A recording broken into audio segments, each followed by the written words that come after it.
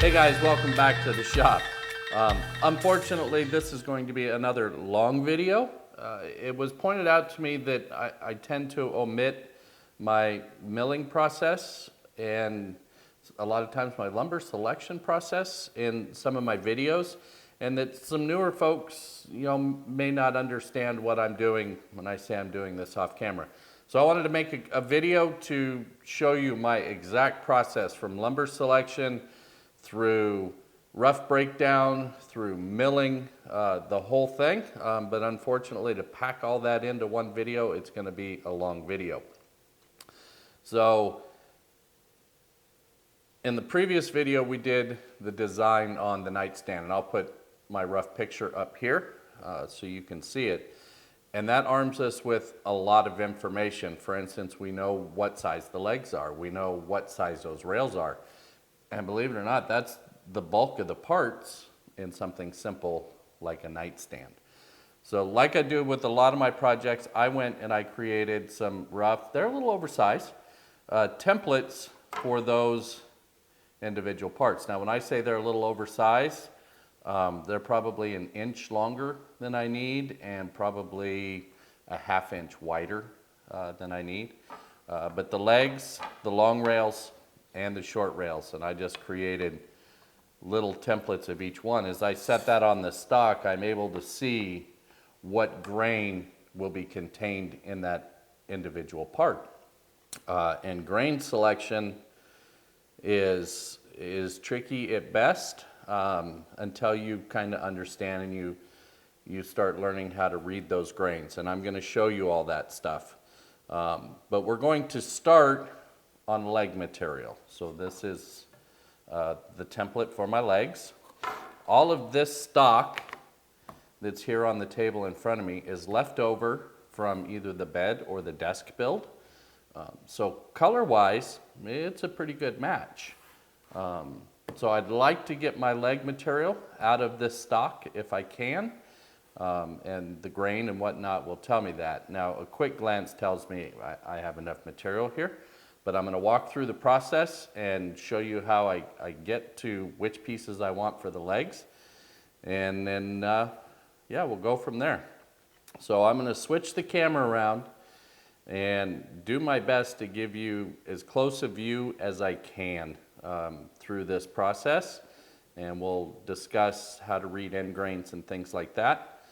And yeah, and then hopefully we'll get I need 8 legs out of this material, and then I'll switch material and I'll get the 4/4 out that I have left over in the rack, and we'll see if I have enough material to get all of our rails and our long rails and our short rails.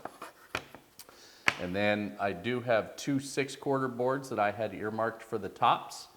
So we'll go ahead and break those out and lay those out as well. So let me switch the camera around and I'll show you what we're doing. So in order to make our lumber selections for our projects, we need to decide first, what we're looking for in the individual piece. And to do that, we kind of have to understand how these end grain patterns run and what effect that has on the faces. Now a lot of species are a little bit different, so these are general rules. This one on the maple is known as flat sawn, and you see how all the rings go this way, and that creates those big wide cathedral patterns on the face. So sometimes you want that, sometimes you don't. Sometimes you might pick out just edges where it's a little straighter. This is kind of an extreme, but where you can get some of that nice, more quarter sawn material to pull legs out of. And, it just leaves you a lot of waste in the middle. Now this is known as rift sawn, and you see how the rings kind of go at a little bit of an angle, almost a 45. And in the African mahogany, this is what produces that really nice ribboning that you see on the face. The Sapele is very much the same way. And the last example here is Wenge, and just because I had it on hand and you could really see the vertical grain in this, and this is quarter sawn.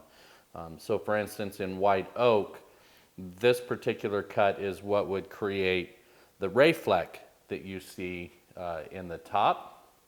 But in wangi, it just creates almost a boring pattern where it's very straight grain. But you just have to decide how that works within your project. So let me switch the camera around. Since we're here and we're talking about grain, I'm going to switch this board around and show you, when it comes to milling, what people refer to as milling with the grain, and show you how that is. Okay, this particular piece of maple is a little difficult to see, so I added the lines so that you could see. But you notice how it's all running off this way. So if you're planing this direction, it's much better than if you try to plane in this direction, because planing in this direction will tend to grab these fibers and create tear out. Now it's a little less noticeable with helical heads and things that we have today, but especially with straight knives, planing against that grain will create tear out. So it's important to be able to read these two grains for your selection as well as your milling direction to get your best yield out of the stock with as little amount of sanding as humanly possible on the other end. And this board, you'll notice this little curlicue up here. So this is what I do in the shop to tell me that this face has been jointed. And I will do it on every face that has either been jointed or planed, so that I know that that surface is square and ready to go and be used. Okay, so now that we're armed with all of that information, I've selected these 4 boards to try to get my 8 legs from. If I can't, I have a couple of spares, but I think that these are my best color match. Additionally, I have to keep in mind there's 2 legs on each nightstand that aren't going to be seen. So if I have one that's not quite up to snuff, I have a place to put it if I need to. So this entire board up to about here is almost all rift sawn. So I'm going to get a couple legs out of this. Now I'm going to even go bigger than my template to make sure that I have room to joint and edge. And just go ahead and grab this, and there's 1 leg. And I'm going to move over and I'm going to get the second leg right out of here. Now the cool thing about coming from the same board is this color match is pretty much spot on. So if I have to put these 2 legs together, color-wise, grain-wise, they'll be great. And I'll rough saw these out here in just a minute, but there's 2. I still need 6 more legs. And again, this whole board is quarter sawn, so I might get a little extra out of this, but I also have a defect down here in this end I need to be cognizant of.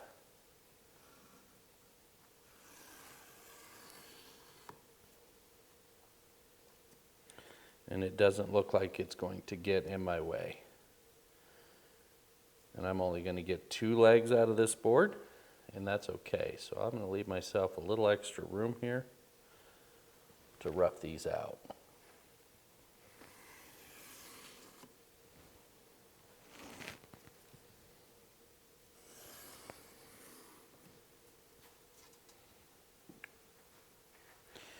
And this board is entirely quarter sawn as well. So I know I'll get at least 2.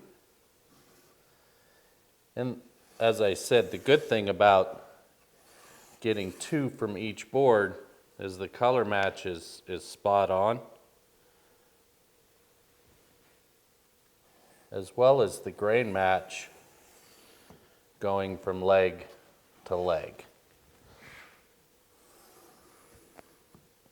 And frankly, when you're building fine furniture, those little details of matching that grain work pretty well. Now I've got 6 legs, I need 8. So my last one is going to come from here, and although this grain match wouldn't be side to side, it's still going to come out of the same board end for end. So will still look great in the nightstands.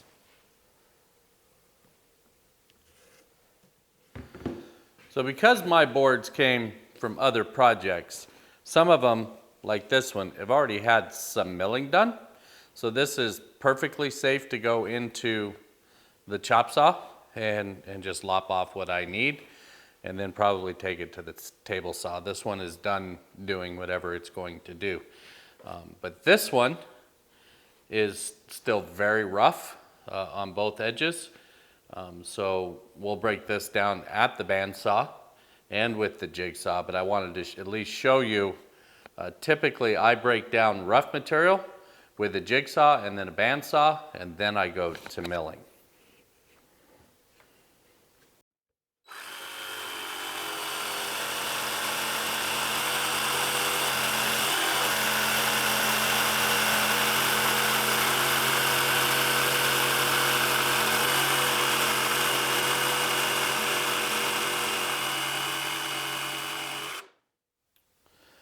Okay, so the next step is to go ahead and rip these to rough length, or rough width rather, at the bandsaw. I always do this at the bandsaw because you just can't predict reactionary wood. So if I were to put this in the table saw and attempt to rip this there, and that wood reacted squeezing the blade, it could create kickback. So I go ahead and rough here at the bandsaw to prevent myself from having that happen at the table saw, and then we'll get it milled up.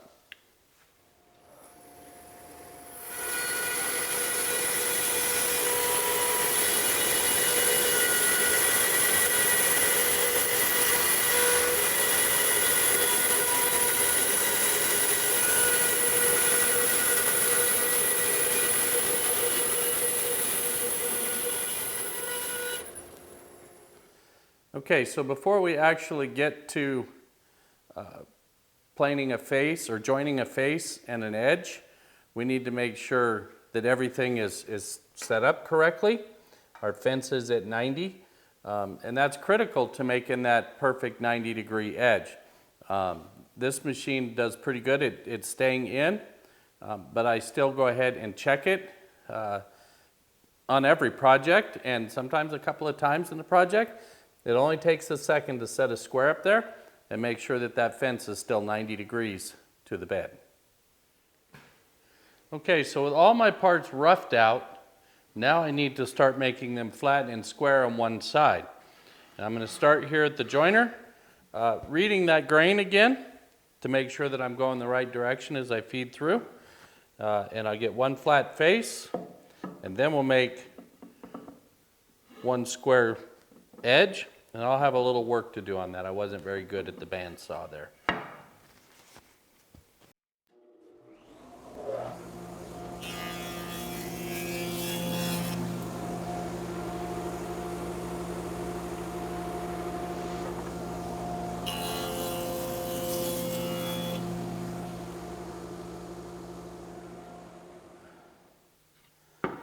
Okay, with 2 surfaces done, I'm going to come over here to the table saw next, and I'm going to take them down to about 2 1/4 inches. I am way over on these after the rough.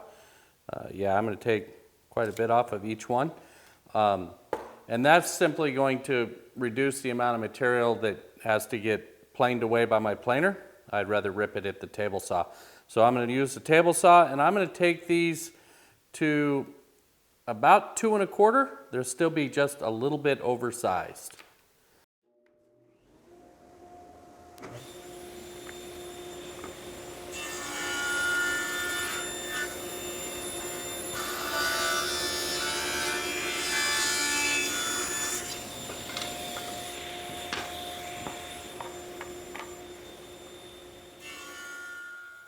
So I should have added one small note before I ripped all those.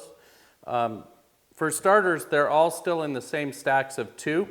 So that means that each stack of 2 came out of the same board. Is it going to matter? Maybe, maybe not. But I'm at least going to stack those cards in my favor to get the best grain and color match when it comes time to matching up the legs.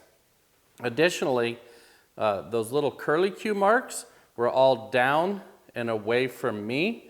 So as I did each board, I literally just had to set it in the table saw and go, and I didn't have to think about which direction I was feeding into the saw.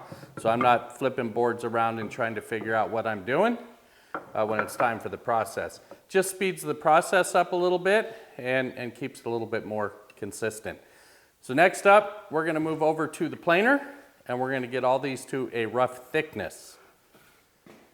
So over here at the planer, pretty much just like I had them set up at the table saw, I still have them on my card over here stacked in sections of 2 so that they go together.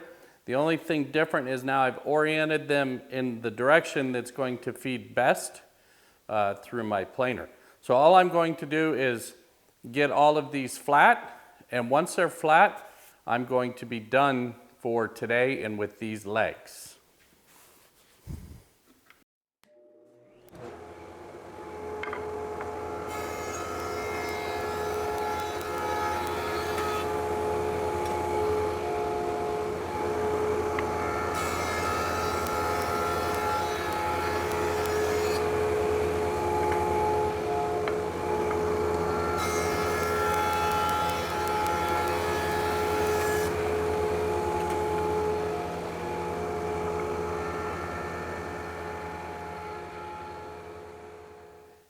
And there you see I have the parts stickered and stacked on my bench, and I'm going to let them sit like that until I get closer to actually needing them, but at least 24 hours.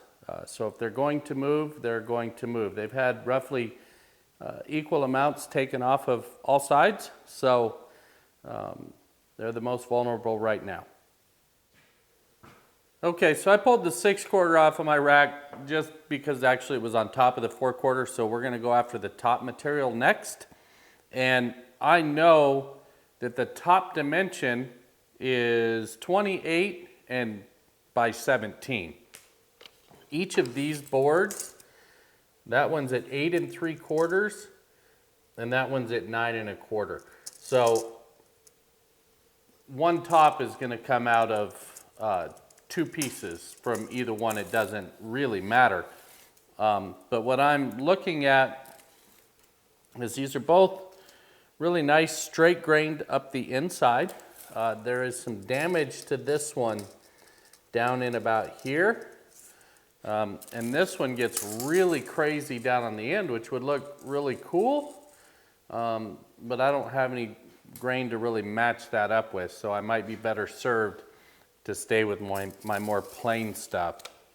So what I'm going to do is use this board for one top and this board for one top.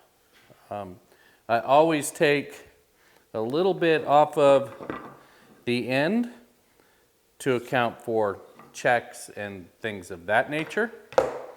And then I know I need 2 of them at 28. And of course I will leave those a little bit on the long side. So I'll just mark it, say here at 30. And then I will mark another one at 30.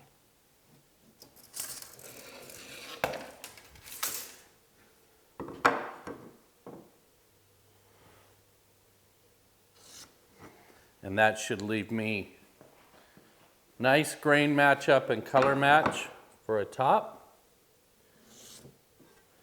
I'm going to do the same thing on this other board.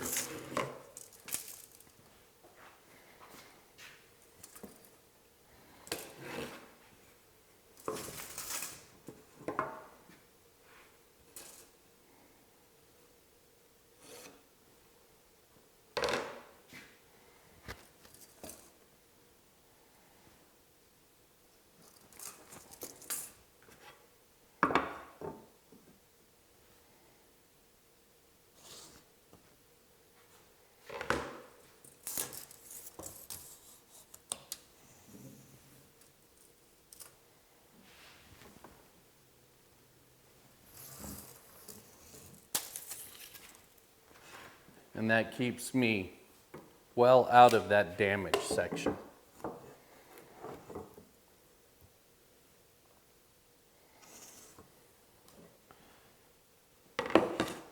So I'm going to start with the jigsaw, and I'm going to break this down and mill it exactly the same way that I did with my legs. Okay, so the last thing I'll do with the top material before I sticker and stack it for a while is I put them together in a few different ways, and I found a grain match that I like for both tops. So I'm just going to mark those because it's one less step I have to do later. And I just put a big triangle on here, and then I know. And now go ahead and sticker and stack those, and we'll get the rail material out. Okay, so here's my stock for my rail material. I have a little bit more in the rack if I need it. I think that this is more than sufficient for these little nightstands. And this board, to me, just looks awesome. And I suspect this one looks really good as well. I can see some things, even though this is still rough sawn, I can see enough to know that this is also going to be an awesome board. But I think I'm just going to come in here and I'm going to double them up since this board is wide enough so that my long rails on the front of each nightstand, they match. So I'll have to keep track of, what is where, but the upper and lower rails will actually be grain matched for this piece. So I'm just going to do that.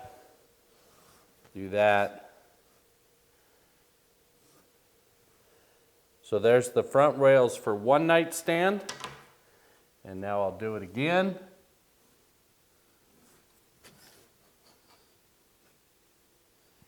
And there's a set of front rails for the second nightstand. Now I still need back rails and I need side rails. The back rails will never get seen, so I'm going to select material for that last, and I'm going to go after the side rails next. Even though one nightstand's not going to be seen, one will be seen. So I'm going to grab those next, and I'm going to take those from right here.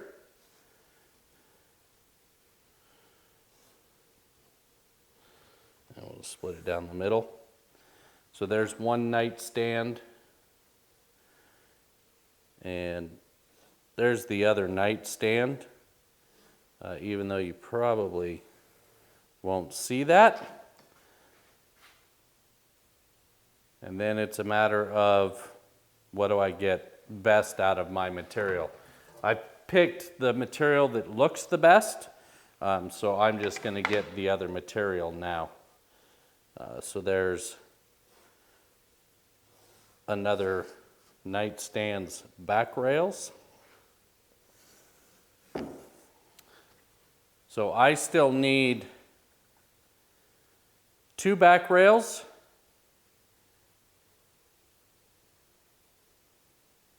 and 2 side rails.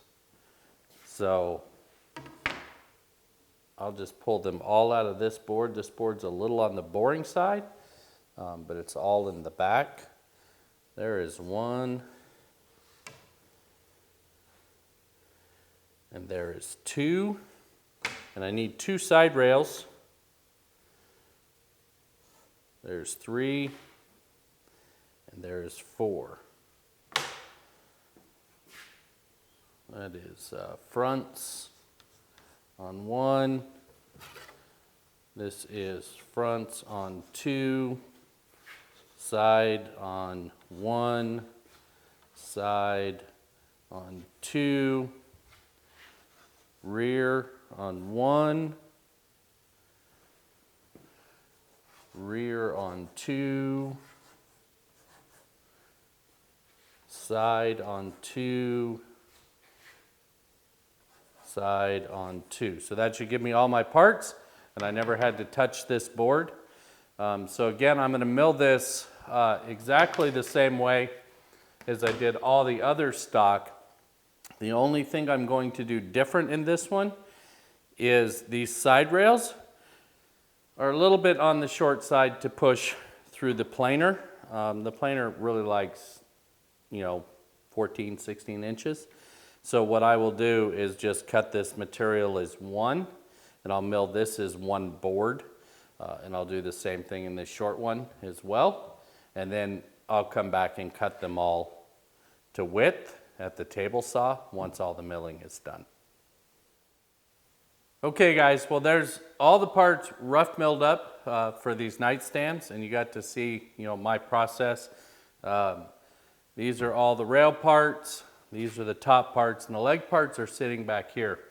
And while we're on this video, let's talk about the leg parts briefly. For instance, in the bed build, there's been a few builds where I needed really thick stock, and I wasn't able to get it, so I had to laminate that stock. Now on the bed build, because I couldn't get stock thick enough, I had to do a glue up, which creates a glue seam. And I didn't want to see that glue seam, so in the case of that bed, I cut a really thin veneer and glued it on there, and then put a light chamfer on the edge, and you can't tell that there's a veneer on that leg. Another option is to take a square blank. Now this one's not perfectly square yet because they're still oversized. And aim to put that glue seam in the corner. So, something along those lines. So you do the glue up, obviously it would be bigger than this. And then tip your saw blade to 45 degrees and make one cut hitting that corner, and then tip your saw blade back up to 90 degrees and work off of that corner all the way around, which drops your glue seam right on that natural corner. So the chances you detect it are pretty slim. So it's just another option for you. This was an all-day process to mill all this lumber and pick out my grains and all of that stuff to get ready for the nightstands. And quite frankly, a lot of times this is why I omit this step from my videos, because it is so time consuming just to mill lumber. But now with this video out there, I'll refer to this video a lot when I say I'll do this off camera, because there's a video that you can go catch and watch me mill lumber and how I pick grain selections and things like that. So I'll be doing a little less of that in future videos and hopefully getting to the meat and potatoes a little bit more. But next up, we're actually going to build these nightstands, and I'm looking forward to building them. The first thing I'll probably do is actually glue up the tops, since they got to cure anyway. But for now, these are going to sit for a couple of days and let them do whatever it is they're going to do. I will do one more light milling on them just before I start the build to make sure everything is flat and square. Now, I was pretty lucky in that all of this stock has been in my shop for quite some time, so I'm not expecting a lot of movement out of this stuff. But if it does, I'll be ready to go. Another question that comes up a lot is, what if I don't hit the thickness I was looking for? I will tell you on these legs, I was shooting for a 2-inch thick leg. This leg is not 2 inches, it's light. It's probably light by around 3/16 of an inch. And that's okay. The plans will call out for 2 by 2, and I'm okay with 3/16 off. So, from there it's just relative dimensioning and measuring off of your actual piece instead of cutting all your parts to the plan. You should never cut your parts to exactly what the plan is. You should cut your parts to what your actual piece is. That's known as relative dimensioning. So that's going to wrap it up for this one, guys. I hope you got something out of it. And again, apologies it was long, but I hope it covered some basics for you. And until next time, guys, take care.